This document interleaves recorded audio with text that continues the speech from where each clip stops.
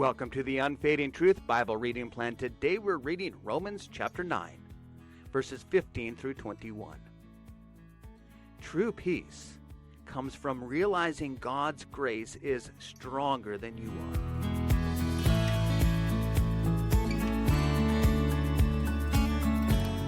Romans chapter 9, we'll begin reading here at verse 16 and read down through 21. Actually, let's begin at verse 15. Paul writes, God says to Moses, I will have mercy on whom I will have mercy, and I will have compassion on whom I have compassion. It, that is, our salvation, does not, therefore, depend on man's desire or effort, but on God's mercy. For Scripture says to Pharaoh, I raised you up for this very purpose, that I might display my power in you, and that my name might be proclaimed in all of the earth. Therefore, God has mercy on whom he wants to have mercy, and he hardens whom he wants to harden.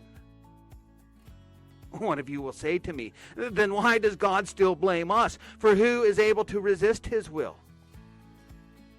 But who are you, O man, to talk back to God? Shall what is formed say to the one who formed it, why did you make me like this? Does not the potter have the right to make out of the same lump of clay some pottery for special purposes and some for common use? Well, we're continuing to understand God's unconditional election. That's the first point of the canons of Dort. This week we're working our way through God's eternal decision, and that is the fact that some receive from God the gift of faith within time and others do not. It all stems from God's eternal decree, for all of his works are known to God from eternity. And in accordance with this decree, God graciously softens the hearts, however hard, of the elect, and inclines them to believe. But by a just judgment, God leaves in their wickedness and hardness of heart those who have not been chosen.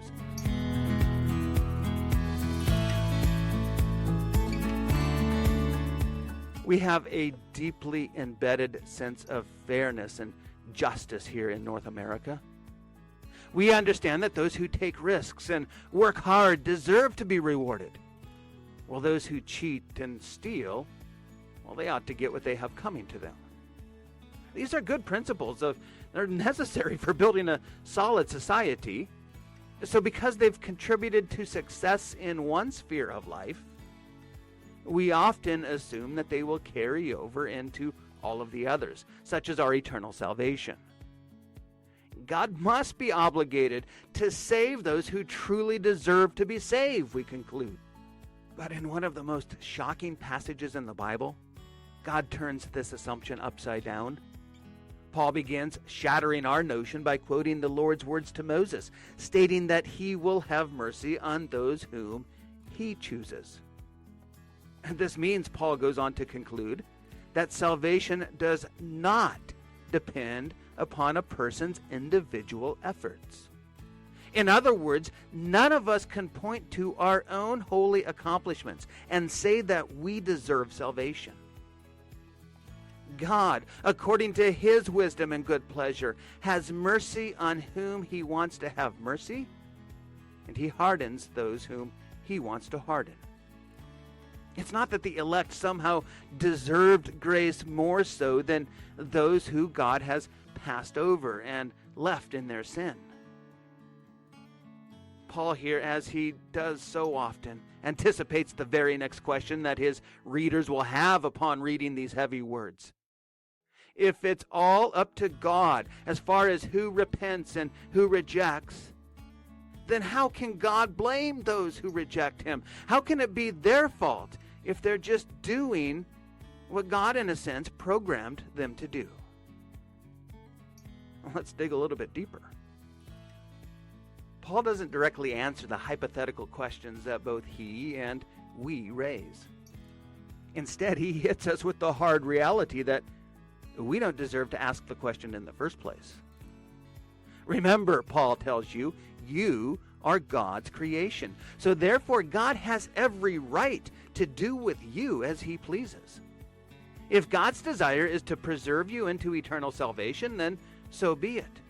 If he instead wills you to eternal punishment, which we all actually deserve, well, then so be it. Paul's words seem harsh and cold and unfeeling. Read in isolation, they seem to portray a pre-programmed robotic world, a fatalism in which an uncaring God creates some people just to smite them and then arbitrarily saves a few, whether they deserve it or not. But of course, these words are not written in isolation. They come directly from God himself through Paul, right alongside words that tell us of his unfailing love, mercy, goodness, and holiness. These words come in a book that more clearly than any other book in the Bible describes how it is that Christ atoned for sin and granted perfect righteousness to those his Father had given to him. The same book that goes on to tell us how the Spirit's regeneration enables us to obey God's command to freely accept and live in accordance with the grace he gives. You see, these words are not at all written to dent or dull your perception of who and what God is or how he operates.